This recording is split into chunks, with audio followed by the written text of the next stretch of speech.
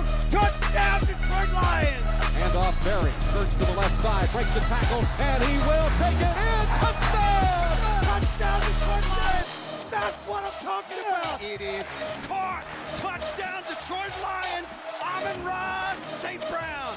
Oh, baby, what a play that time. Aiden Hutchinson read that and blew it up. Big time. Right, Lions, Gray Mains family. We said we'd do this, and we are here, ladies and gentlemen, boys and girls, beautiful Lions fans of planet Earth. My name is Chris Stone. I'm at castahead.net. And that gentleman on the right side of your screen, Dr. Brent Kreider. We are Lions, Gray Mains. We have a few others, and I see another one has joined today. So let me go ahead and add my man DK into the stream so we can get all of the GMs in the stream. Dan, what's up, man? How are you doing? Thanks for joining us.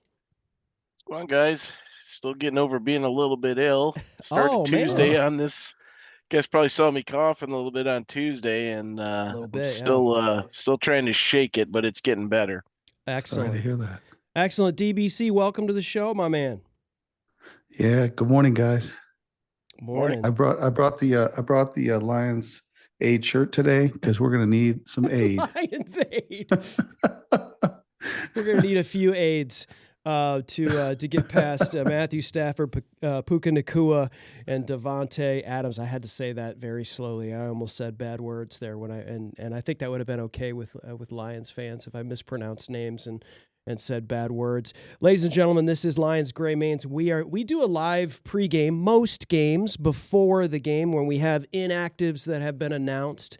But today's a little different. We're going to go early before the 1 o'clock slate just because we feel like that's when most people are kind of, getting their coffee together, maybe getting back from church, getting ready for the 1 o'clock slate. But our Lions play the Rams at 4:25 kickoff in LA at SoFi Stadium. And they are currently 6-point dogs. That line moved. It was 5. It was 5.5. Now it is 6. And so that ain't great news, but, we don't play... we don't play Vegas. We play the Los Angeles Rams today. So they are going to play the football game today, guys. Believe it or not, they are going to play the football games. And we have the beautiful marshmallow uniforms as displayed here on our screen from AQM, Player of the Week. Last week with 3 sacks, thanks to all the pressures from Hutch, right? No, I'm kidding. He was able to clean some things up. It was great to see him have probably his best game that he's had in his career. And it was good to finally see that pass rush get home, not just make those pressures. So, guys, let me roll it over to you. This feels like, everybody wants to call this another revenge game, Stafford versus Goff, Goff versus Stafford.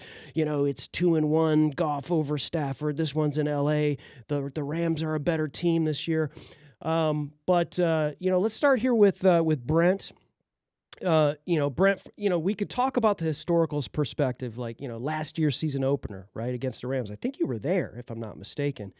And they went into overtime, and then they just bully-balled him with David Montgomery on that drive, scored a touchdown. But we're a very different team. Last year's Lions team compared to this squad, obviously we have more than twice as many losses. It's still very much in the playoff hunt. But what does the contrast tell us about the roster construction, this year versus last year, and the Rams team this year versus the Lions team last year? And I mean, there's a reason why Vegas, has us as 6-point dogs going on the road. Talk to us about, maybe the mentality of the Lions going into this game versus, that game that you were at kicking off last season. Well, last year, the Lions were healthy. Game 1, they fully expected to have a season where they were going to win a lot of football games. The impact of all the injuries over the course of the season, and then, of course, the loss to the Commanders in the playoffs really, sat with the Lions all off season. And they came into this season with a first-place schedule and having a lot of optimism. However, what creeps into your mind when you're up playing at that level is as much psychological as anything. And so this year, the Lions have been kind of up and down. The biggest impacts, I think, were number one, first and foremost, the loss of Frank Ragnow. We lost our Pro Bowl center, and then losing Mahogany early in the season, and having a rookie at the other guard position, Glasgow playing out of position, which we talk about routinely. Yeah. So the construction of the team has had as much an impact from an offensive perspective, but the offense isn't who struggled this off and on this year. But what do I think is going to happen today based on how well the Rams have built their roster and where the Lions are getting to offensively? I'm hopeful that Mahogany and Frazier can get healthy. Well, Mahogany can get healthy. Frazier can stand up and really seize a key role on the offensive line, and so we have to be able to run the football today. There's no ifs, ands, or buts about it. We have to be able to run the football. On the other side of it, the Rams have added Devontae Adams. They're young draft picks. Dan, has talked about they have drafted really well. Their defensive line is very solid. No question. They've got athletic linebackers. So this is one of the teams that I think are going to be right at the top of the heap when we're talking about the Super Bowl this year. The Rams are the favorites in the NFL for the Super Bowl. And so, Dan, the key here for me is run the football, stop the run, and force the Rams to be one-dimensional, and we have a fighting chance. Yeah, Dan, your thoughts on that? I mean, I think a lot of people are making it about, it just feels like 2 seasons ago, right? That we played them last, and these teams do feel very different. They're in very different places, and what are your thoughts?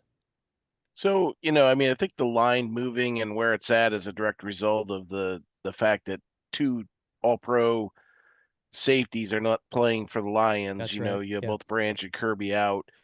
I think this game that the line's probably closer to 3. Obviously it's at SoFi, so it's a home game, so that gives them a little bit of an edge there too. But I mean, let's just throw everything else out. These teams actually are built to play each other because they are built very similarly. Because Brad Holmes learned at the knee of the GM of the Rams, and these 2 teams, the Rams are leading the NFC West. The Lions are kind of mired in the middle of the pack or bottom, on the outside looking in the NFC Central and in the playoffs. But when I look at this, the Rams are a bit of an enigma. This team gets hot and cold too. They play well and they've beat some good teams, but they've also lost to some good teams. I mean, they've lost to the Eagles. They lost to the 49ers. Yep. They got beat by Carolina 2 weeks ago, who was again in the middle, they're in the thick of things for the crappiest division or conference or division, I guess, in football in the AFC South. But to them to beat the Rams, it boils down to 2 things: stopping the run and being able to run against them. Yeah. And the Lions are uniquely built, even with the loss of our safeties, the way that our defense works, we are uniquely built to handle this 13 personnel grouping that they throw out there a ton. I mean, McVay has kind of reinvented himself.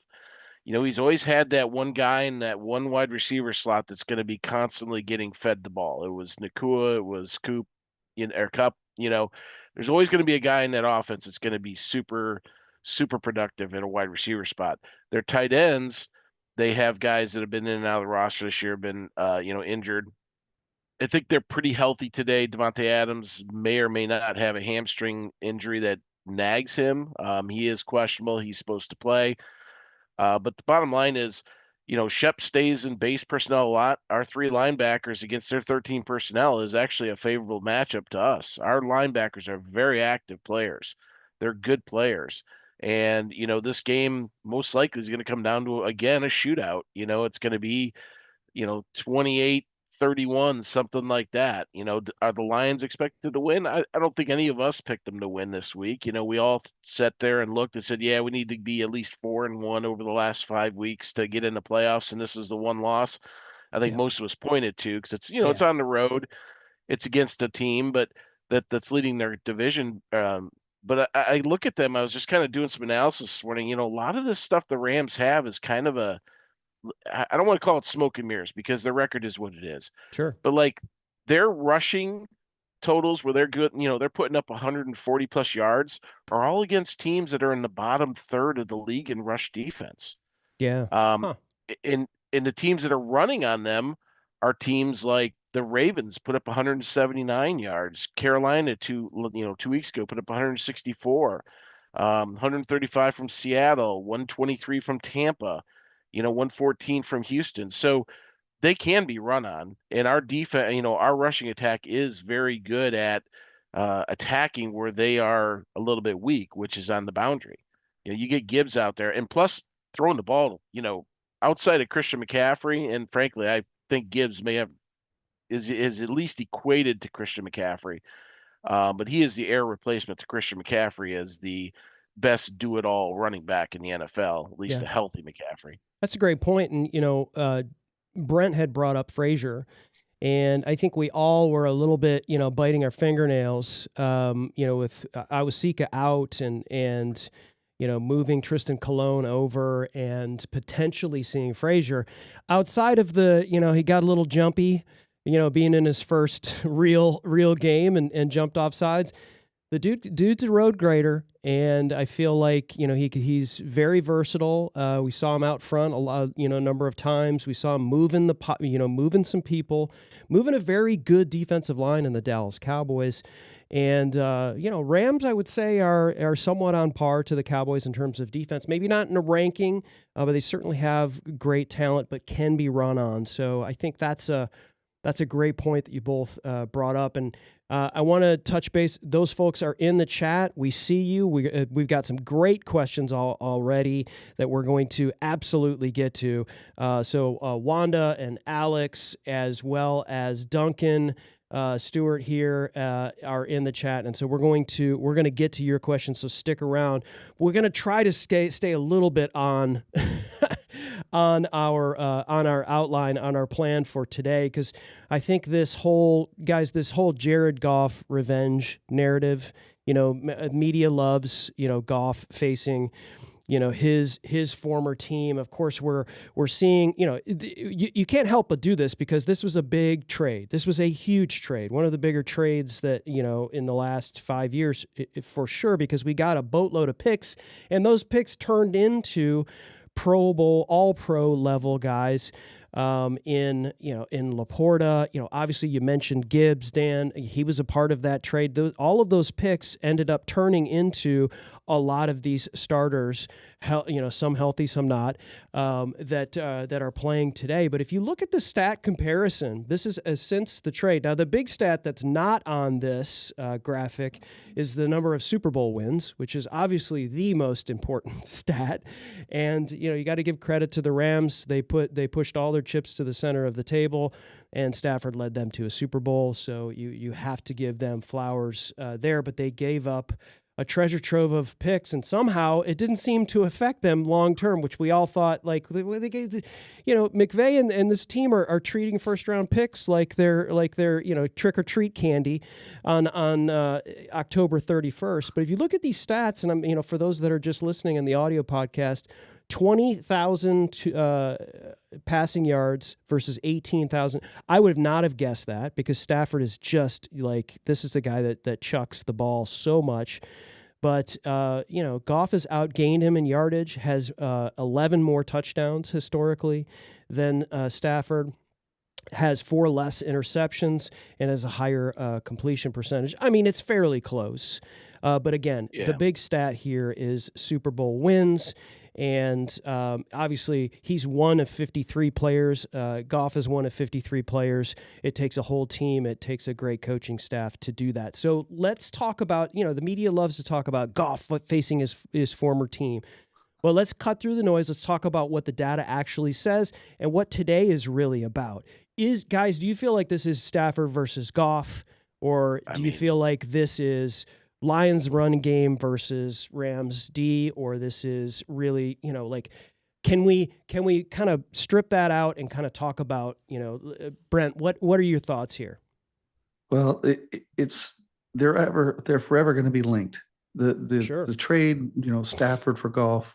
I mean, that's a fact. So there is no denying how people compare Goff to Stafford because of that. And look, the Lions' future was changed completely trading Matthew Stafford for Jared Goff. Brad Holmes and Dan Campbell were able to build a team like the Lions have never seen in my lifetime. And I'm a gray mane here. And so the reality is that it helped both teams. The Lions have won more games in a single season than any Lions team ever. The Rams won the Super Bowl. The ultimate point that you made is that the goal is to win the Super Bowl. But if you told me 5 years ago that the Lions would win 15 games in a season and the Lions would win the division and all that they've been able to accomplish, I think most Lions fans that are great mains would say, that's really great. I'm happy to hear that. But they would ask the question, did we get to the Super Bowl? Right. Exactly. and so, when you go into this game, the true measure of the Lions versus the Rams over the past couple of years has been, what did the Lions do to change their destiny and their future? And they drafted really well. And we talk about this regularly, how the Lions roster stacks up against just about anybody's in the NFL. The Rams have drafted really well. Les Snead is known as a great GM. The Eagles and Rams have argued that they're the best drafters in the NFL. I think the Lions have something to say about that in terms of the players that are retained, and the Lions don't draft bad character guys. A lot of these teams take big risks. The Eagles come to mind, that they will draft players that have questionable off the field issues, right. And the Lions just don't do that. So you're swimming in a more shallow pool when you're talking about who the Lions draft as compared to the Eagles specifically. But the Rams have done a fantastic job. I remember us debating, what is the Rams' future going to look like when Larry Donald retired, and the impact of the salary cap. And so, more important than Jared Goff versus Matthew Stafford is the talent that these two teams will put out on the field today, two of the best rosters in the National Football League. And if the Lions had not lost to the Vikings, we'd be having an entirely different conversation about today's game, frankly. So, today is about the Detroit Lions versus the Los Angeles Rams. What I love talking about with you guys is the specific matchups. Dan hit on it. Our linebackers' ability to keep the running backs and the tight ends in check. We know they've got Devontae Adams and Puka Nacua, physical receivers. Dan, pointed out the other day, they're not so large, but they are bigger receivers. They're not huge, but they are very physical, and they are both really, really good wide receivers. So our banged up secondary, the Who's the Who's secondary that we have, Dan, I think it's more important to talk. Yeah. It's more important to talk about those matchups than it is Jared Goff versus Matthew Stafford. Yeah, and we're definitely gonna get there, but because we've got some questions related to that. Brent, go ahead. Yeah. No, the last thing I just want to say, Chris, to keep it as short as I can, because when you toss out these questions, they're so my fault. Sorry for asking questions. No, there's so much that goes into it, right? It really is. Yeah. But the last thing that I'll say, and it's really a tragedy, because Jared Goff is never talked about as the MVP of the National Football League. He's never even mentioned as a top 5 quarterback. It's incredible. He has better statistics than anybody in the NFL. Completion percentage, I think he's second. Passing yards, he's right up there, et cetera. Why, and it's not for today, maybe all season discussions, but why is it that Jared Goff doesn't receive the accolades that Matthew Stafford and other quarterbacks receive? And he has been under duress this year. He has been pounded in many games, and he still has the statistics that you just showed, Chris. And so, it's not about Stafford versus Goff. It's about the Lions versus the Rams and the games within the game. Yeah, I think just to dovetail on that Goff MVP conversation, I mean, a lot of that just feels like a politic, sort of thing. Like if Goff has a signature victory, whether that comes, I think statistics are certainly a huge part of it. But at the timing of the statistics, it always feels like once everybody's starting to say, "Oh, Goff is MVP candidate," they'll lose a game. He'll come out with the hamburger helper gloves or in some cold game, and it's like, "Oh, well, so much for that, right?" Stafford does the same. Like he did. Every quarterback does it. The problem we deal with, it's not just it's just a media problem in general. Narratives get set, narratives get followed. And, take it however you want to take it. It is what it is. It's just the way this world works.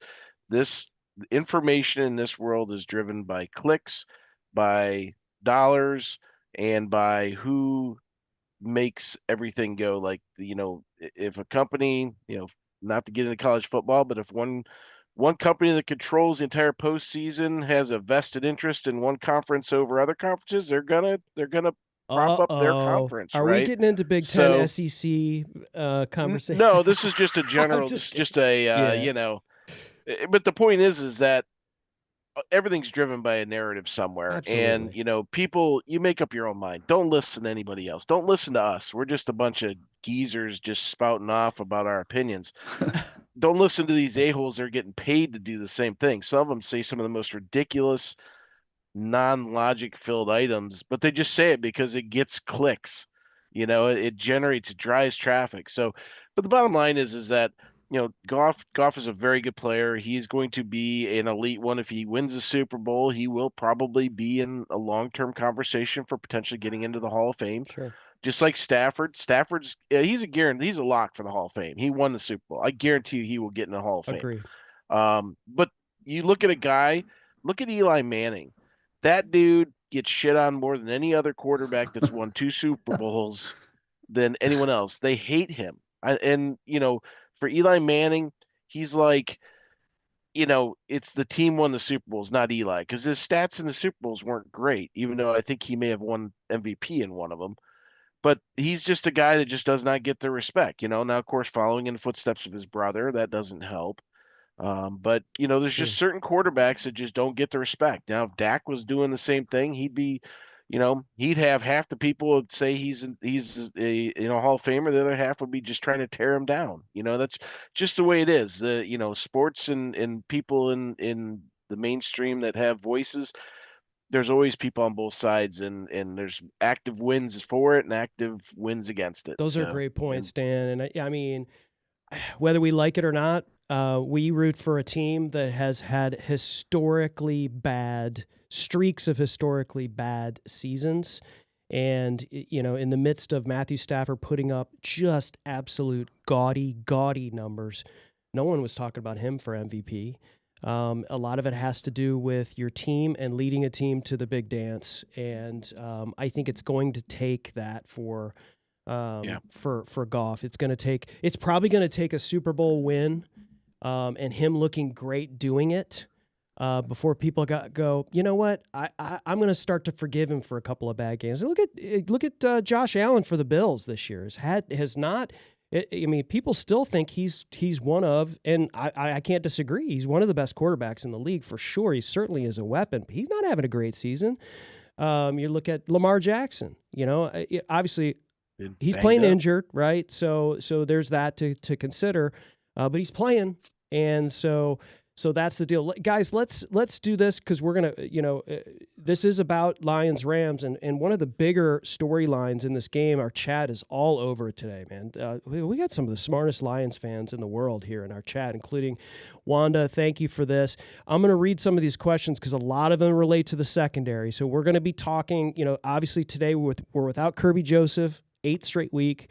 Brian Branch, obviously the season-ending Achilles. Thomas Harper still out with a concussion. So we're looking at Avonte Maddox and likely Eric Hallett starting at safety versus Matthew Stafford. So Wanda says, wasn't it the Lions that beat the Rams in overtime? We talked about this, different season. We're optimistic that he can do it again, hopefully without overtime. How about Avonte Maddox? So we're gonna talk a little bit about that. Alex is in the house. Not feeling very confident of today. Legion of Whom, not the full Legion of Whom, but because we do have Reed who was out for that game and so it's not the full Legion of Whom, but yeah, the back end is Legion of Whom for sure. And Wanda, here it is. So hopefully Eric Hallett, even though it's only his second time starting, if he does well as he did against Tampa Bay, will he be a true asset of a Lions win? So guys, I'm going to roll it out to you. You guys can fight to who answers here. I got a quick response. Safeties are going to be a concern, and you're going against a guy that can look, to the sideline and throw a 35-yard hard out across the field to Devontae Adams. He can move a safety like nobody's business with his eyes and still make plays. So let's talk about the secondary and maybe how we can help that secondary and how we scheme the linebackers. Well, I mean, I'm not sure that safety is a big deal in this going up against the Rams, right? Because number one, neither Nakua or Adams are speedsters. These dudes are like mid 4.5, high 4.5 guys, right? But they are technicians. Their route running, their cuts, their breaks, all that stuff, top tier, right? So it's more in the cornerbacks at that point. As far as the tight ends, again, for running base defense, and we have 3 linebackers on the field, you've got 3 of the best coverage linebackers in the NFL, and probably, from a standpoint, they're not the best of the best, but they're all like top third in the league. So they can handle their assignments. In the safeties, they just need to play their assignments. They need to be where they're supposed to be, whether it's zone, whether it's Tampa 2, whether it's man-to-man, whether it's run support, whether it's deep. They just need to be where they're supposed to be. And yes, Stafford can manipulate them, but again, Stafford throws a boatload of non-look passes. He's one of the best quarterbacks at manipulating safety. So you don't, as I think it was Shep earlier this week said, you don't trust his eyes. Don't look at him. You just play your role and see what happens. The instincts are not there because these guys have not played as nearly as much ball as, say, Kirby Joseph, or not nearly as talented as Branch is. But guess what? It's the NFL. These guys are here for a reason. They're good. They're better than the vast majority of people that play that position in the entire U.S. Where they rank in terms of NFL safeties, I don't know. I don't really care. I care how they know my system and how they play in our system. That is what's more important. Yeah. You can be a turd, but if you fit a system perfectly, like your athletic profile is bad, but you fit a system and you excel because of that, it doesn't matter how fast you run. Look at Jerry Rice. Guy ran like a freaking 4.7. And he was one of the best wide receivers ever in the NFL because the system, the West Coast offense, highlighted his ability of what he did best. So, am I pessimistic? Am I optimistic? I think we'll see how it goes, but I think the guys have shown that they deserve to play. They can play. Max played a great game last week when he came in and filled in. Hallett played well against Tampa, but again, hey, they're in the NFL for a reason. Show us what you can do, guys. If we get beat, we get beat. But go out and play your system. Don't play hero ball. Do what you're supposed to do. Do your assignment, and hopefully good things happen. I love that was Dan's short answer. No, that was great. No, I'm glad. It was just going to be they're in the NFL for a reason. That was my short answer. But stay tuned for the long answer. I got rolling there for a second. That was great. Those are great points. Brent, what do you got, man? Walk off stage. Right? Dan's like, to be honest, what he said was spot on. And the beauty today is that Matthew Stafford is due for one of his famous 4 or 5 interception days. and I think it was Duncan there that said that, or I can't remember who said it, but somebody said he's paid his dues. But look, Stafford, much like Goff has, thank you, Duncan Stewart. But Stafford is far from perfect. He's kind of a gunslinger. Remember, for those of you that are gray mains, Brett Favre, Matthew Stafford is one of those gunslinger kind of guys, and he can have some bad games. And I'm hoping today that he has a terrible game where he throws 4 or 5 picks. I searched, and there's many instances of him doing that. And so if we can create confusion in our secondary, and to Dan's point, the safeties need to play their roles. And I think it's going to be key today also. Stafford's seen it all, right? He's seen zone. He's seen you trying to conceal the fact that you're playing man versus zone. There's nothing that we're going to be able to throw at him that will confuse him. So to Dan's point, you've got to play your role, play your position, and don't go for the look-offs. And Stafford, Stafford's one of the best ever at looking this way and throwing this way. It's a thing of beauty if you're a Matthew Stafford fan, which I'm not anymore. But today we need Goff to play at Goff level, because Goff too has had some games, big games, where he's suffered malaise, and let's hope that today Goff plays his best game. And when last time we went to LA, it was against the Chargers, of course, but we're familiar with the stadium, the noise level. And one point that I made earlier in the chat with the guys here that I wanted to bring up is the crowd's going to be very loud. It's not going to be Detroit loud, but it's still going to be pretty loud. And so a shaky guard in a loud stadium using signals may prove to be a challenge for the Lions. But they've heard worse. They played in more difficult circumstances. I think the Lions are going to come out today and play a very, very physical game. One thing we haven't brought up, Chris, that I'd like to bring up, because I know it was part of the agenda to talk about, is the we had an agenda. No. Yeah, pass rush. Show up. No, that was next. Pass rush. Let's do it. And we've got some great comments as well from the chat that we will absolutely get to. Some great points from Duncan and Cedric and Alex. But let's roll to the pass rush, because that absolutely plays into it, Brent, for sure. It's not just about the guys sitting back and covering guys. You get in Stafford's grill, obviously. You get in any quarterback's grill, it's going to affect something. And I think we saw something great, and I mentioned it earlier in the stream, that it wasn't just about pressures versus Dallas. A good offensive line. It was about AQM getting home, Jack Campbell getting home for that almost safety. It was not just about that pressure. So, let's talk about the pass rush as it relates to all this. Yeah, the transition, Chris and Dan, is going from Stafford and Goff. Goff actually has a very high rating. He's one of the best in the NFL when under pressure. People don't realize that. He was 70% completion percentage. He was number 4 in the NFL last year. But there are those games, much like we were talking about with Stafford. Pressure can change a quarterback, and Goff has had some bad games when he was under a lot of duress. The offensive line's got to stand up on both sides of the ball, but Stafford too, when he's under pressure, his statistics go down in the same way that most quarterbacks would. So today, AQM has got to have another big game, and we firmly believe that the Lions can put pressure on the quarterback from the interior. We need Reeder and Ali McNeil and Lopez and all the boys from the middle putting that pressure up the middle, because that's where Stafford really struggles. But the outside edges and then spot blitzing, much like Jack Campbell had the almost safety against the Cowboys last week. We're going to miss Branch from that perspective, because he's one of the guys that really does a fantastic job of blitzing and getting to the quarterback.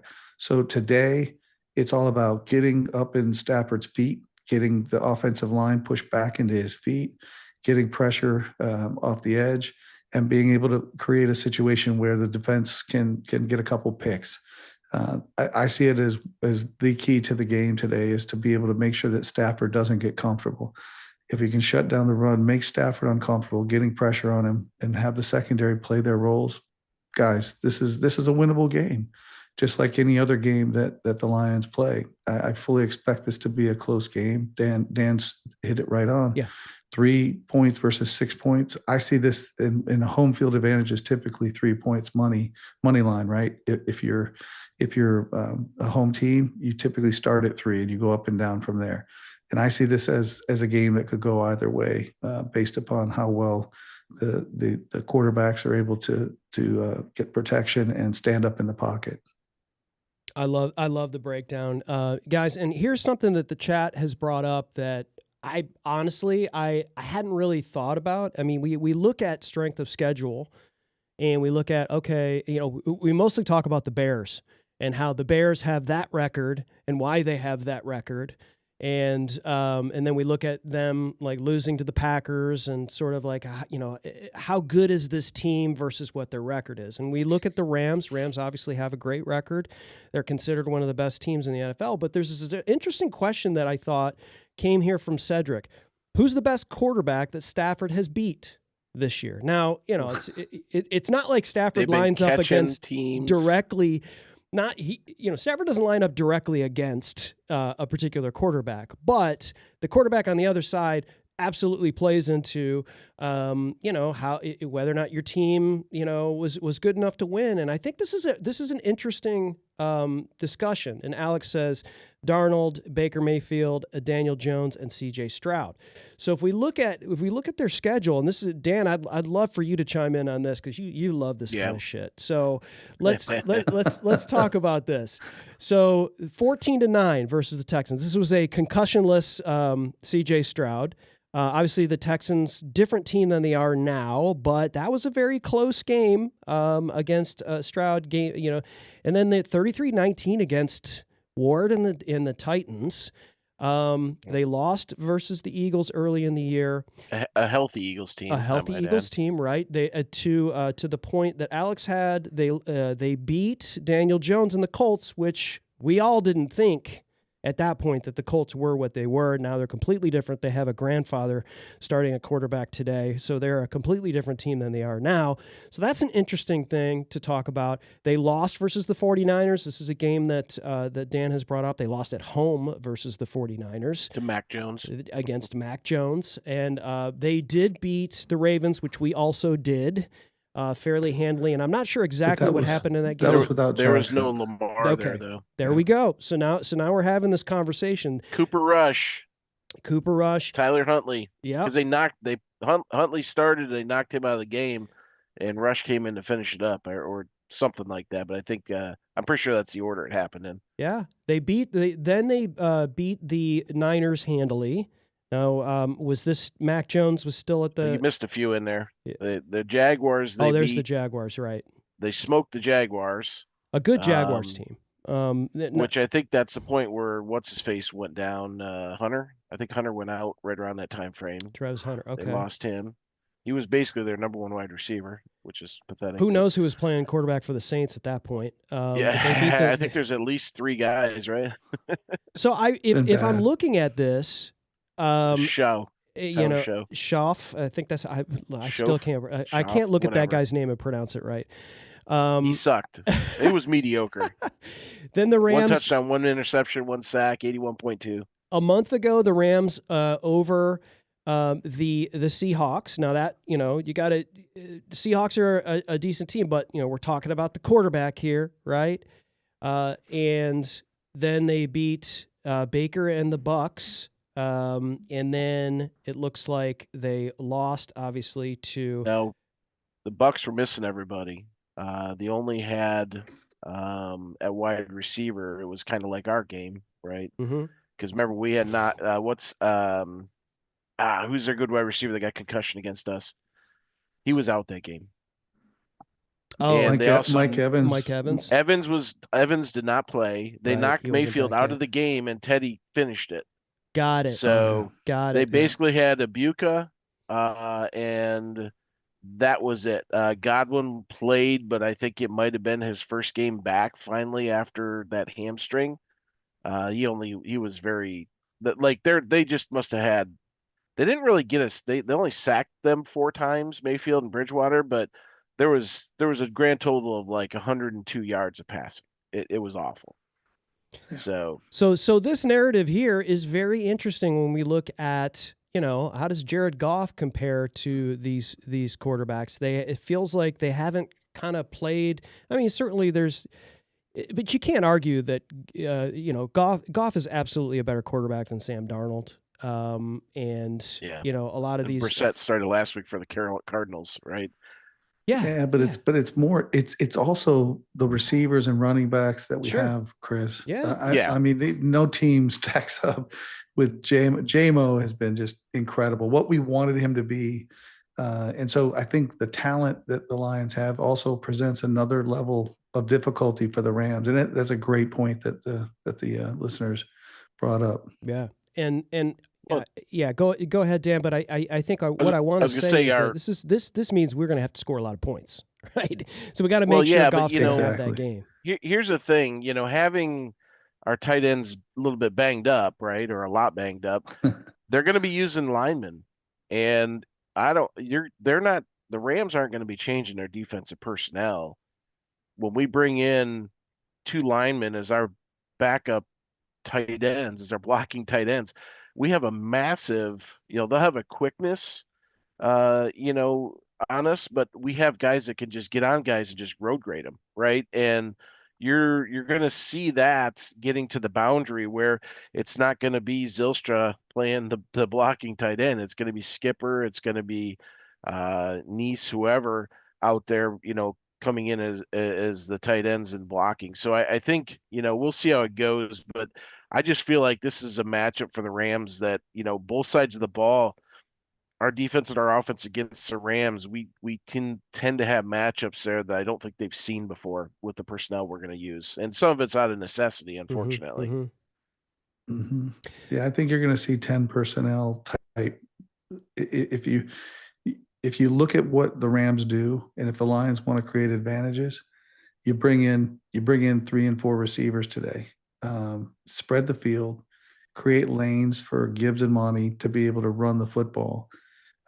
So what the Lions have the luxury of, especially with Tesla really starting to play a little bit more, is you can put St. Brown and Jamo out there with Tesla and Leaf and create mismatches all over the place. I know you caught it, Chris. But the Lions have the unique ability to be able to spread the Rams out all over the field. And if you don't want to change your personnel, match up a linebacker with Gibbs out of the backfield, like we saw Dallas trying to do. You'll see a lot of jock straps laying all over the field. He's absolutely becoming a nightmare. I think he's absolutely one of the keys to the game. It was clearly the key to the game against the Cowboys. And it's just about finding who's matched up on Agent Zero, and having yeah, and getting him in space for sure, and seeing how that's going to play out. FAFO, right? With great matchup Gibbs. For us. Yeah, I mean their base defense is a 3-4, but the 2 outside linebackers are both like basically tweener defensive ends. They are not guys that are going to be chasing down Jamo or chasing down Gibbs or even Monty for that matters, right? I mean, it's Byron Young and Jared Verse, and Verse is a heck of a pass rusher, but here's the deal. He's got 6 sacks, which is below his pace from last year, I believe. Young is getting up there. He's a little long in the tooth. Well, I guess he's not as old as I thought he is. He's only 27. But he's actually got 11 sacks. He's more the one we have to worry about. But again, if you don't give these guys an opportunity, you make them play the run or make them defend the pass, you negate their pass rush as well. And their 2 inside backers, I mean, have you ever heard of Omar Spates or Nate Landsman? That's their 2. I've heard of Spates, actually. I think I sent a Christmas card to somebody named Omar Landsman once. But I mean, that's what you're dealing with there. You've got this basically a defense predicated on pass rush in a front 5 that's supposed to work in conjunction. But if you get past those guys, look out. Well, Dan, that was exactly the right thing to say. What I was thinking from last week's game, gapping. We talked about the quick hit, the quick handoffs, the whammos, fast dives. The fast dives. We used to play those in Riverview, Michigan, growing up, where you hit that gap. You get guys who want to, and the Lions did this great last year in running situations, where you do these run plays spread the field, hit Gibbs or Monty, and have Monty carry five guys, for 8 yards. Have Gibbs bust open a big one. So I see that as a big part of the game plan today, and it builds on what the Lions did against the Cowboys last week. Get Gibbs out quickly in space, hit him in or out based on the linebackers. How they stand, and when Gibbs gets to that first level. Hey, this whole D line, these guys are light. They've got one dude that's over 300, and that's Poona Ford at nose tackle. But even then, he's barely over 300, right? So, one of the things that Graham Glasgow has struggled with over the years is trying to handle the big Jalen Carters, the 330-pound beasts that are in the center. He won't need to deal with that today. They got to deal with quickness, though. So, to your point about our friend coming in, the new guy at left guard, him and Cologne, Frazier and Cologne, are they going to have the savvy of having 2 full weeks of practice, to be able to handle the quickness of these guys in the interior, right? Because they should be able to latch onto them and move them because these guys are not big. And when is Mahogany coming back? I mean, so it looks like Mahogany will probably be back. They downgraded him to out, but they were considering getting him started today. That probably means next week. Okay, yeah. Maybe the week after at the absolute latest if there's a setback, but it looks like next week. And I Dan, to your point about Glasgow, I've been kind of bullish on Glasgow because of the fact that he's playing out of position. The line has struggled, and it's just like a quarterback. And from a running perspective, he gets too much blame sometimes, and he gets too much credit sometimes. A good center, just like a good quarterback. But I went back and watched a little bit of film on Glasgow, and he is really good at getting a pivot. So he that first step and kind of securing the middle, Glasgow's pretty good at that. He's no Frank Ragnow, but today, and it's a great point you made about the weight, because the Lions, I just sense it in Dan Campbell in the press conferences this week. He is really fired up. I think physically the Lions, and this goes back to the point about how the Lions have won 2 in a row against the Rams, and how they ran the ball down their throat last year in overtime in that first game. I really do believe that the Lions are going to, have a similar game plan offensively to what they had against Dallas last week. In fact, if you called the same plays, I wouldn't be surprised at all to see, the same types of routes from Gibbs. J-Mo getting down the field in those intermediate routes. St. Brown got back to his crossing routes. And so, being able to hold up and get those guys out into their routes, and if not, hit those quick hitters, making those edge rushers get wide. I think it plays right into the Lions' hands offensively today. Yeah, I did see a stat. I'm unable to pull it up, but I did see a stat from somewhere on Twitter where somebody said that the Rams give up maybe the second or third most yardage, receiving yardage to running backs. They're top 3, absolutely. And part of it's due to their alignment, right? When you run a 3-4 and 2 of your linebackers are essentially tweener ends that are probably guys that run high 4.5s, 4.6s, but they're bigger dudes, 260 plus, 260, 265. They're not going to keep up with quick running backs, right? And then, their 2 inside backers, Spates and Landman. Landman's a little bit bigger. He's 6'3", 235.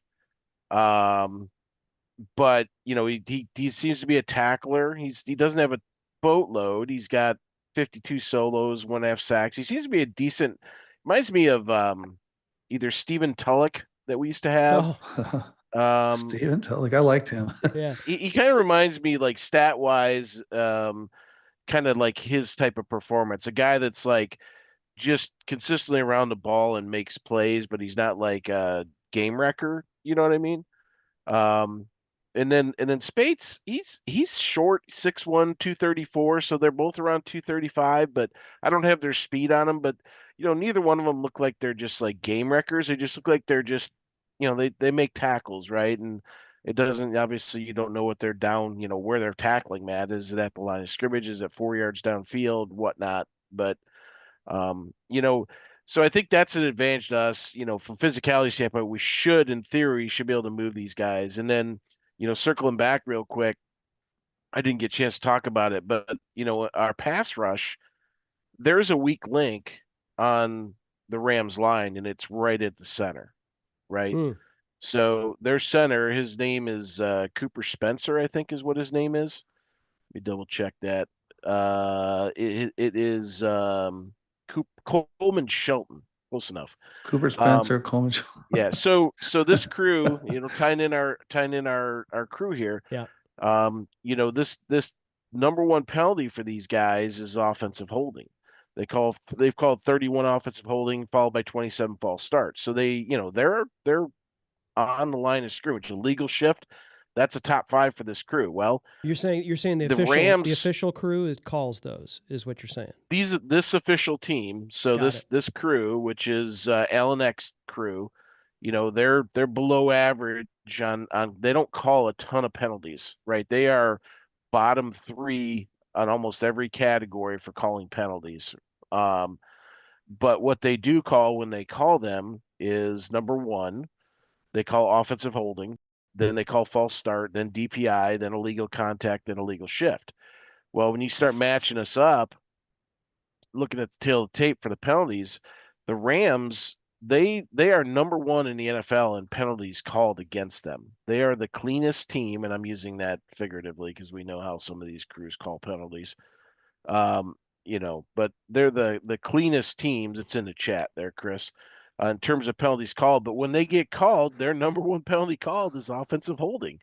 And this guy in the center is the guy that has been called the most offensive holds on their entire team. So 19 of their penalties have been out of 71, which is something like 22% have been offensive holding. This guy's been called for like 4 or 5 of them.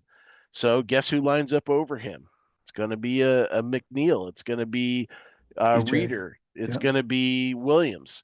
This dude's going to have his hands full. And on top of that, he's not a big dude. He reminds me, who was the center we had from West Virginia? Compton. He reminds me of Compton. He is tall and lanky, but he is not heavy. He is 6'5", but the dude weighs like 290. So if you can get underneath him, man, that's Mike Compton. But if you can, but the funny thing is, you knew exactly what I was talking about, which is fantastic, right? I'm like, center from West Virginia. He's like, Mike Compton. Exactly. It was like, I was lost. I was like, did you mean Nebraska Raiola? No. He knew that. He was the tallest center the Lions have ever had. Yeah. Number 77, Mike Compton. But the thing is, though, a guy like that who's tall and who doesn't weigh a ton, if you get into him, he's screwed, and that's why he's holding, right? Because he's getting guys like that are 6'3" or 6'2" that weigh 310 that are strong as hell. They're getting into him. He has no leverage because he's so big, and they're just pushing him back, and he has to grab him. When the quarterback breaks, which Stafford, he either's going left or right, and he may be about 5 yards max, right? Yeah, Raiola was a bowling ball. Raiola, man. Yeah, he was 6'2.5", I think, 6'3", maybe, and squatty, like built like a fire hydrant. Like they used to say, take a bus to get around him. Yeah. But Cedric, that's who we're talking about. Cedric is the officials right now. It's Allen Eck and his crew and their tendencies. Yeah. Yeah. So this plays well also for the Lions to get their first defensive pass interference. We haven't had one in 2 years. How many we're going to give up, though? Because that's our number 1 against them. Well, and the other thing, too, is like this is their tendencies, but are they going to call them? It's just, like sometimes, sometimes our says, games, hold my beer. Right, exactly. Like they have tendencies, except when they're calling them against us or not against us.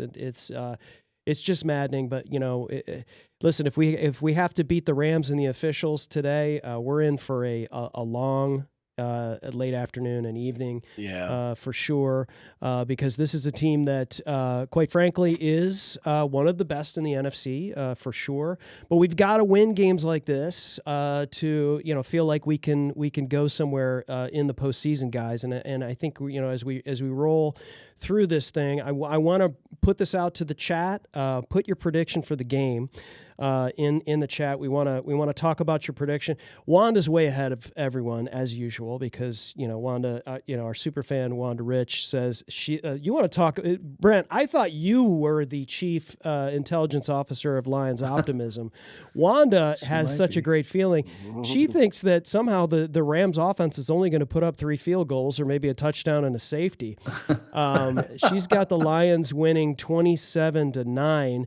Wow. Wanda, listen, from your fingers to God's ears, we hope that is what happens today. But all the other folks in the chat, whether it's Cedric or Alex or Duncan and some of these other folks that I know you're lurking, because we do have a number of viewers today that are hanging out with us.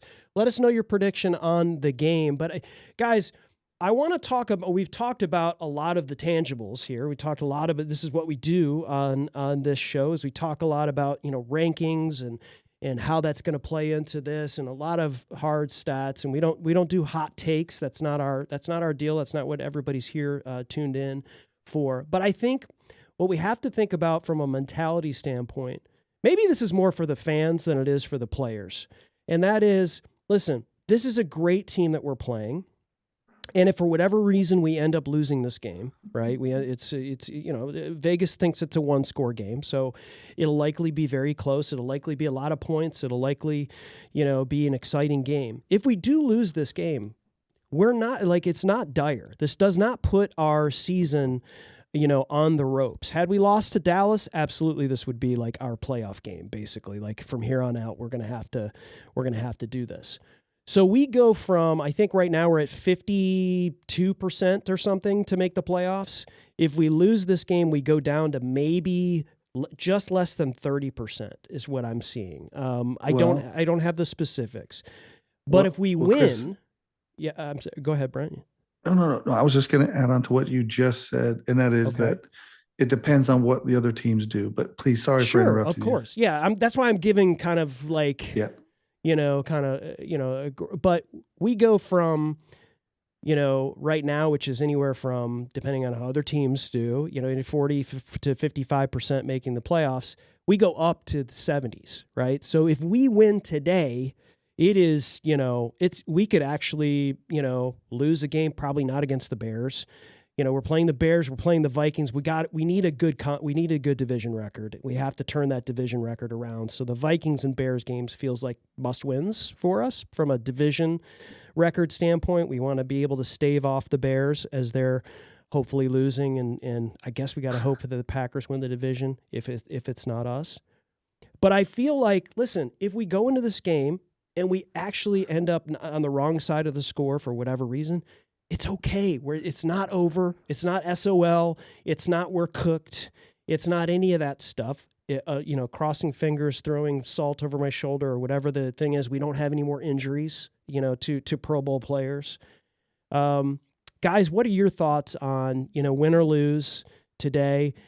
Give me a prediction, and then we'll roll to the chat with their predictions for the game today against the Rams. I mean, we already made our predictions. All of us are. I think Brent made his prediction was he figured the Lions were going to lose, but he wanted to kind of tighten up his tiebreaker because he was so far out of it. So he really undersold. Well, I'm actually win loss. I'm still number one. Win loss. Technically, I'm tied with you if you would have looked, because someone picked us to beat Dallas last week and someone didn't, and that would have been you. We're tied right now. I got you in the tiebreaker, but anyway, regardless, I think I was going superstition this week. I predicted last week intentionally that the Cowboys were going to whip us. I picked the exact same score today. So I think it's going to be. I think that both teams are going to score. I don't think the defenses are going to. They're going to have stops, but they're not going to have a ton of stops. But it's all, again, boils down to turnovers and sacks. If you can get to Stafford, make him turn the ball over. Carolina, that's how they beat him. They picked him off twice. They forced him to fumble once. They sacked him twice. So he had a bad game against 49ers, and that's how Carolina won. And then they just ran the ball down their throats. So that's our blueprint, is to force him to do that. So we'll see how that goes. we set, and I'm going to stick with my guns. We said, 4-1 with 5 games left gets us in the playoffs as long as the one win is over Chicago, and I'm sticking with that. This is a game I thought we would lose all along. Yep. It's a West Coast game, number one. I don't care if it's away, but it's away on the West Coast. The other 2 games are in Minneapolis and Chicago. That's only one time zone away. I'm not concerned about that, but this game being where it's at, even though it's on a fast track, which we like, that was the game I picked as a loss, so I'm still sticking. We're going to probably lose today. I think I predicted 31-28 is the final score with the Rams winning. I, of course, would love the Lions to win, but this game is irrelevant in the grand scheme of things. I don't think we're going to get to I don't think we're going to have a shot at the division title to beat the Packers or the Bears. We could. I mean, we'll know more after this week, obviously, but my goal right now is for the Lions just to get into the playoffs, and we just need to win 3 of the last 4 to do it. So my prediction is linked to the rooting guide for today. The rooting guide for today is Browns over the Bears. Whoops. the Broncos over the Packers. And then both of those could very well happen. I think the second is much more. But the first, I don't know, man. Shadur's the second coming of Joe Montana, from what I heard. That would be. I mean, I will. If that kid beats the freaking Bears today, or let me rephrase that: if the Browns beat the Bears and he's the starting quarterback, I'll leave him alone for a week. A week? But come on, a week. It's the Bears, dude. Those guys are such frauds. Yeah. Well, listen, I wouldn't mind the Browns being better, and having a quarterback that lasts longer than a season and a half or whatever. Their defense needs to step up today, and this is the exact type of defense, the exact type of defensive coordinator that will make Caleb Williams' head feel like he's drank about freaking 12 Mai Tais. Use the Schwartz. Yes. He's not going to have a clue what's going on, and he's just going to have dudes just hammering him from all sides. So this is the game.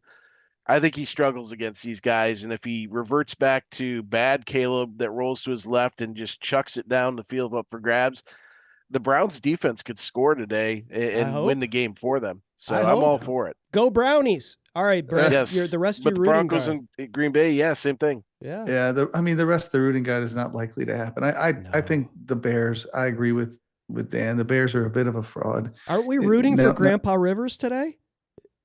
I don't think I'm going to root for him, but right. I just don't see Indy going into. They're at Seattle, right? That's what I'm saying. We got to let's come on, Grandpa Rivers. We've got to have the Seahawks lose a couple games. I'm not worried about the Seahawks. Here's the thing. Well, they're one of the wild card teams ahead of us. No, I understand that. They also got 2 games on us, right? So we catch them or we don't. But here's the thing: they play the Rams, the Panthers, and the 49ers in the last 3 games. This Indianapolis game is irrelevant because those 3 games are all 3 in the NFC, and 2 of them they're away. One at Carolina, one at San Francisco, and they get the Rams at home. I think they go 1-3, and we end up tying them. But then we got to hope that we have a better division conference record. Yep. Well, the 49ers, the 49ers are sitting, I think, at 8-2 conference wise. The Seahawks The Niners are playing some lesser than team today, right? Well, they've got Tennessee. They got then an easy schedule at Indy, then Chicago and Seattle at home to end the season. So that's why Chicago's our target, guys. If we win out and San Francisco only loses 1 game, we lose based on conference record. If we win out, it's irrelevant because we beat Chicago and they're out and we're in because nobody behind us is catching us. But seeding, I'm just talking about seeding. So, do you want to play at LA again or do you want to play at Tampa? But that's not how it works. LA would have the best record. They get the bye week. So you're talking about Green Bay, Philly, or Carolina. Or thus my prediction, which pulls the Rams out of first place. The Lions are going to win on a late field goal in a very physical game. Today? The Lions are going to win on a late field goal, and we are going to be in position to win our final 3 games and make the playoffs regardless of what anybody else does. Why didn't you put that in? I was going to say breaking news. Superstitious. I'm going with the superstitious. I'm not changing until Dan's like his Excel brain just exploded. His No, Microsoft dude, Excel I'm in the brain, lead. like, We're not I got to changing go in and recompute. No, don't change it. Don't change it. I don't care what the spreadsheet says. I'm still tied for first. Don't care. Okay. The Lions are going to win today on a late field goal. This is going to be a really, really fun game. Have a playoff-like atmosphere. Wow. The Rams want to win, to lock themselves into the number 1 seed in the bye. The Lions are going to create some turnovers today. The peanut punch, creating some pressure on Stafford. And I think the Lions offense is going to score on almost every possession today. I really do think if they employ the game plan that they did last week against Dallas, then we are going to be in a good position heading into our final games. We are guaranteed to go 3-0 in the first series now. Thanks, Brent. No. Watch. Well, and give up a touchdown on the first, scripted. Calvin Shepard versus scripted plays is. Although I think he's getting a little better. Like it was like at the first, I don't know how X amount of games. It was like, dude, can we not give up a first drive touchdown to the other team? That has improved somewhat. Alex says that Campbell goes for it on 4th down and loses the game for us, 31-28. My prediction was the Rams 38, Lions 28. So I'm thinking it's very much the over. I think we're going to see a lot of points today. I do feel like our team has. I mean, you can't question their fight. You never see them. Cue the kneecap thing. They've always been that team. They've always had that mentality, even when they're down. Unfortunately, I feel like this is one of those games that I don't know. We're running into a bit of a buzzsaw with the Rams. The Rams do have a lot to play for. To Brent's point, and the division, the number 1 seed, all of that's still on the line. Very good coached, a very well coached team, as well as great players. So I just don't feel like we've got enough, especially with some of our injuries, to be able to compete with that. But again, I mentioned this before. Folks, we lose today. I don't want to hear SOL, man. I don't want to hear we're cooked because that is not the case. Yeah. The training staff conversation. I mean, the training staff had everything to do with Brian Branch's Achilles, right? And the concussion to Thomas Harper and things like. I mean, come on. That's. We're getting. This is the new the Excel spreadsheet on the fly. This is what we get with Dan. Yeah, I had that already prepared. But to me, this is the key. The one little minor X factor today might be if you pop that up, Chris. Look who the Rams have next week. That's their division game. If they look past us to that Seattle game at Seattle, far left corner or far left column, right? They've got us and they've got Seattle, then they've got Atlanta, Arizona. They got 2 cupcakes to end the season in theory. But if they look past us about that trip up to Seattle, that could be fatal for them. But to me, the biggest thing is that Tampa and that Carolina, they play each other in the last 3 weeks twice. So who knows who's going to end up with the AFC South or the NFC South? That could be a team that's got a sub 500 record, which is probably what's going to happen, right? So to your point, right now Chicago travels to Green Bay in this setup. San Francisco goes to Philly, and Seattle goes to Tampa, right? I mean, I think that's Detroit. Is that how it works? The worst gets Tampa, the best, right? Tampa, as it is right now. Seattle will go to Tampa, at Tampa. San Francisco at Philly, Detroit at Green Bay. Chicago at Green Bay. Right. No, well, I'm saying as it sits right now without any games. Chicago goes to Green Bay. Now, technically, Tampa is actually out of that slot because they lost. So they are 7-7, and Carolina's in. I made this before Thursday. So, but regardless, there's going to be a lot of changes going on to this thing. Philly, look at them. They're the only one that do not play anybody that's in playoff contention. So interesting. But that's also bad for them because they're a team. They've got some issues. They got to figure out how to clean that up. And that's not exactly the schedule you want to try and refine yourself going into the playoffs, playing a bunch of cupcakes and teams that are down boatloads of players. They got Washington twice. They're down to what, Mariota now, and half their defense is missing. So but Seattle, they've got Indy today, which is a playoff team in the AFC side, but then they've got 3 straight NFC playoff contenders going in there. So they have a very tough schedule. Yeah. They could go 1-3. They could go 0-4. I doubt that Indy's going to beat him with Rivers, but who knows? So we'll see. But them and the Rams are going to be duking it out next week to gain the upper hand on that division. And, same thing with Chicago, Green Bay next week. And then, they've got us, and they've got, was it San Francisco in between us? So Chicago's got the toughest schedule of anybody, as far as I'm concerned. But to your earlier point, it's meaningful, right? You want to play those teams, because if you do beat them, it's going to help you for sure, whether they're tough or not.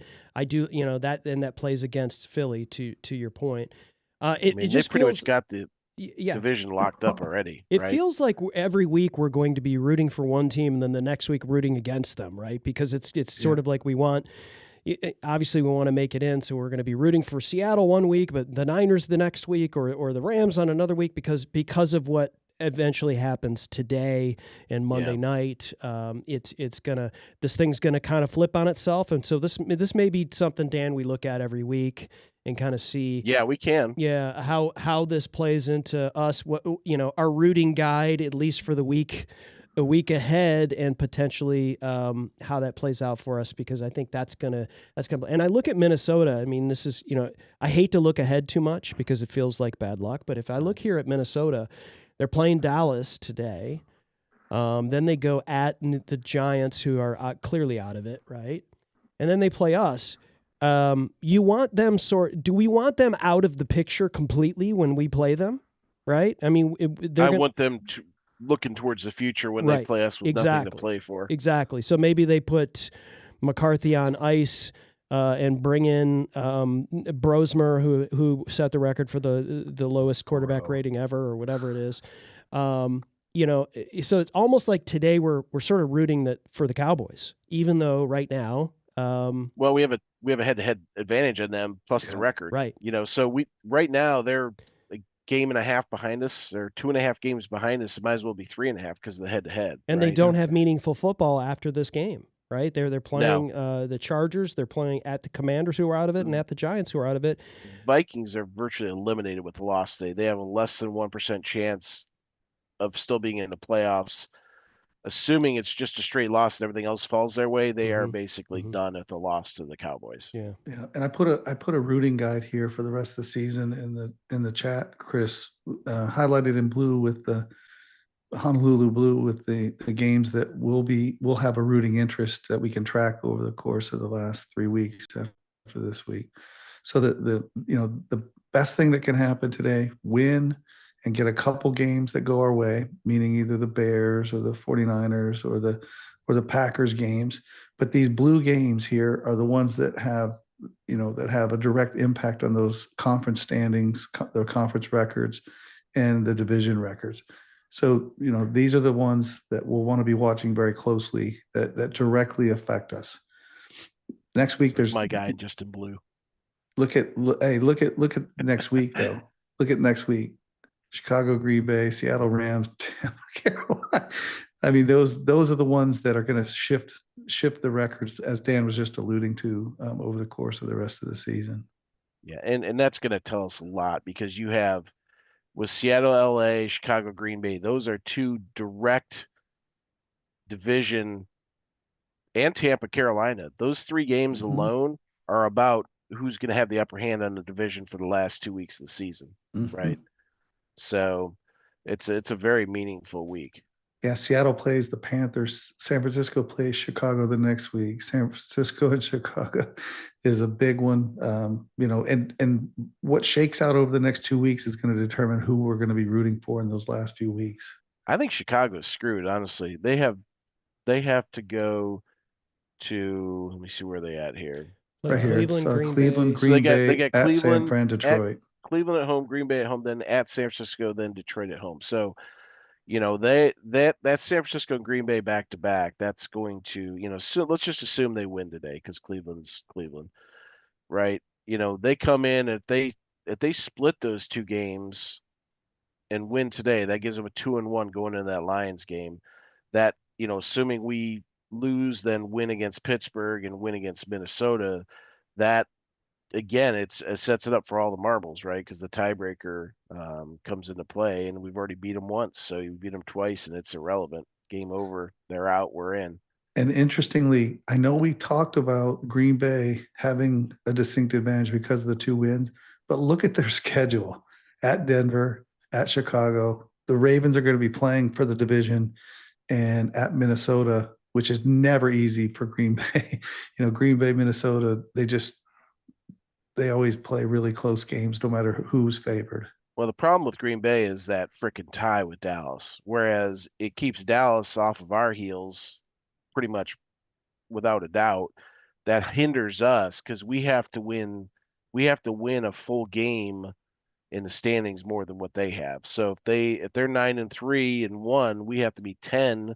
That's right. And 3 to be able to, or 11-2, I guess, whatever. We're not going to get there, obviously, but we have to be ahead of them by a full game in the win column in order to take the division because they have tiebreaker and they have that half a game tie. So yeah, I kind of like the idea of Green Bay winning out and us winning out and playing at Green Bay in the first round. I mean, I think that would be, how difficult is it for a team to beat a team 3 times in a season? I mean, honestly, they very easily could go 1-3 with the only win against Baltimore. I mean, they have 3 games on the road against playoff teams. That's why I brought it. That's why I pointed Minnesota. that out. Exactly right. That's exactly what I was thinking. It's tough to consider Minnesota still in the hunt. I know technically they are. I think that's going to.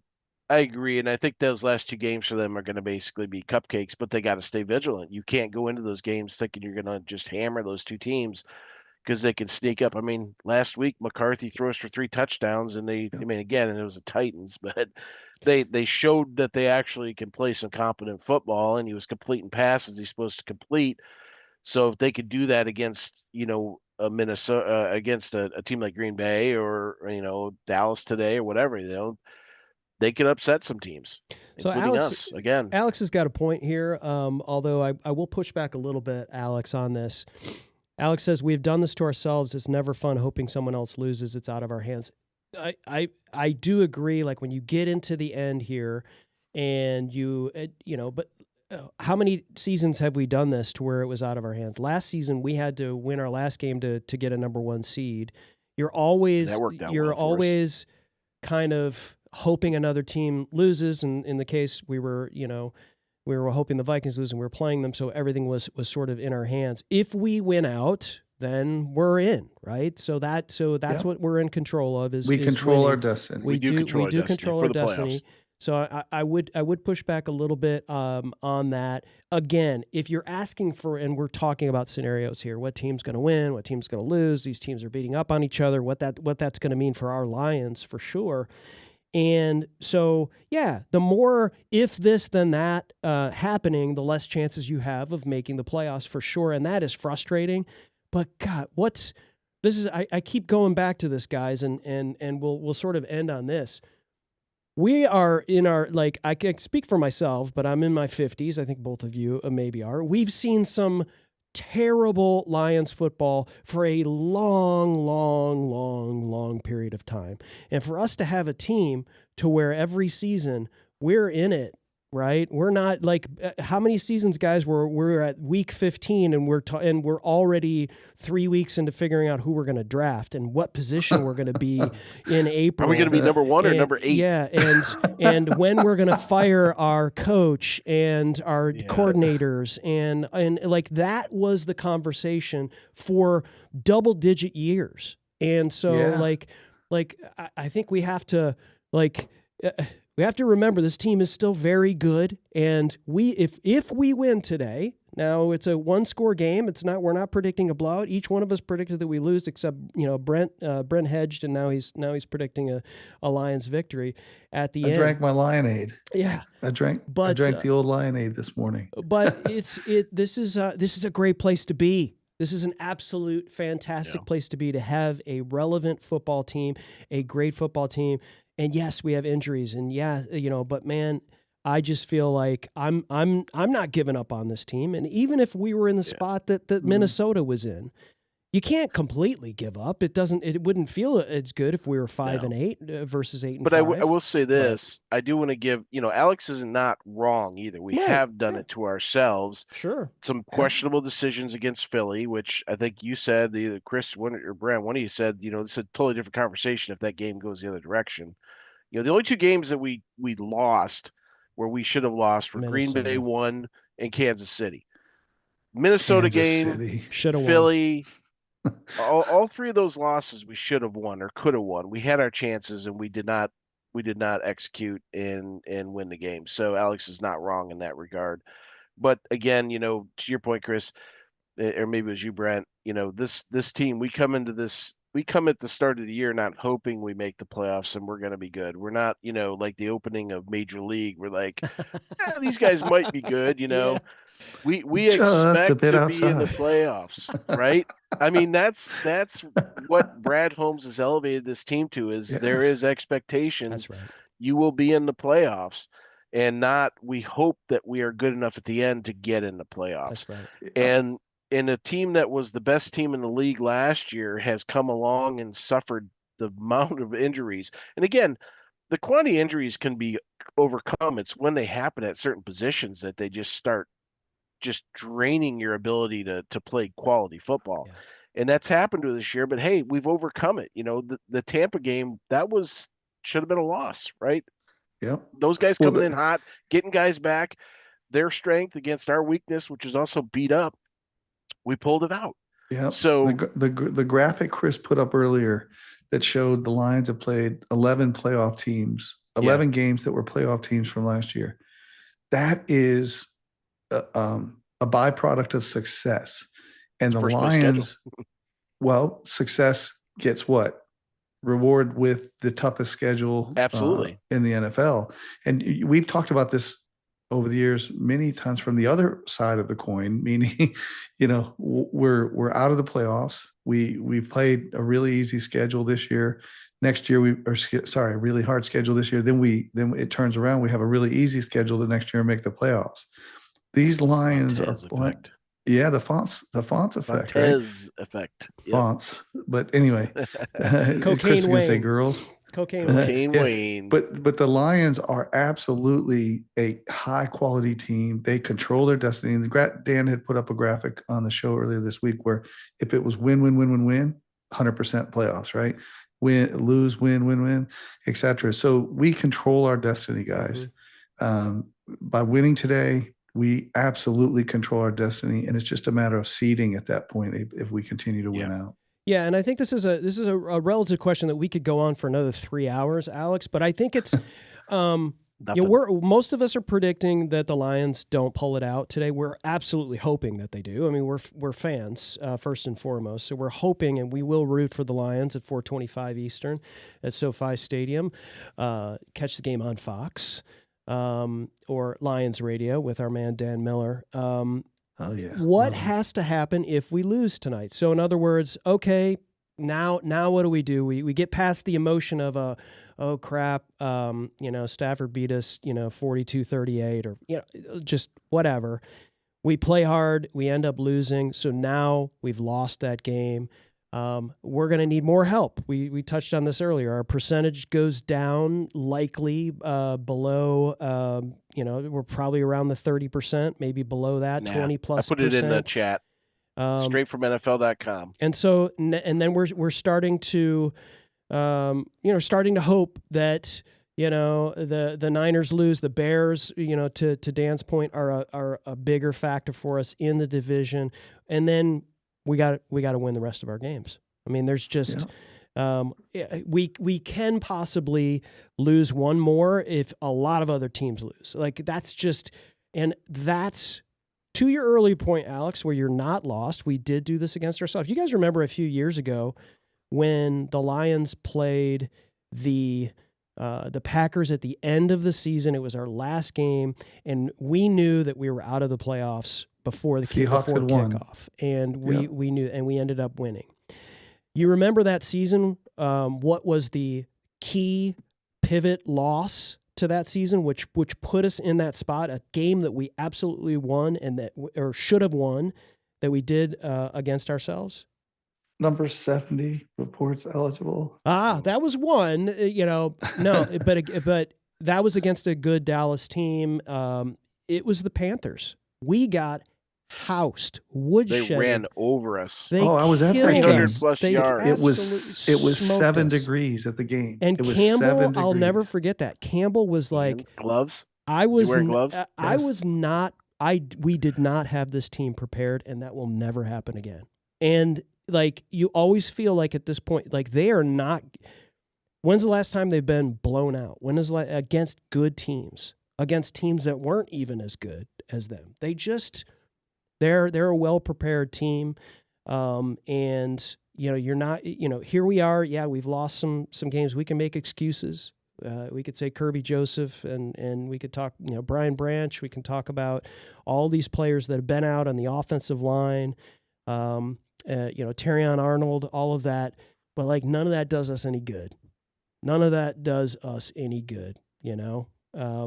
Anyway, you guys got any commentary here about what has to happen if we lose tonight, other than we pretty much have to win out and hope some other teams lose? I mean, it's pretty simple. The focus now is you focus on what you can control, which is win your games you're in. If you lose tonight, I put a graphic in there straight from NFL.com. Our current odds are 56% to get in. And if we lose, they're down to 45. If we win, they jump to 76.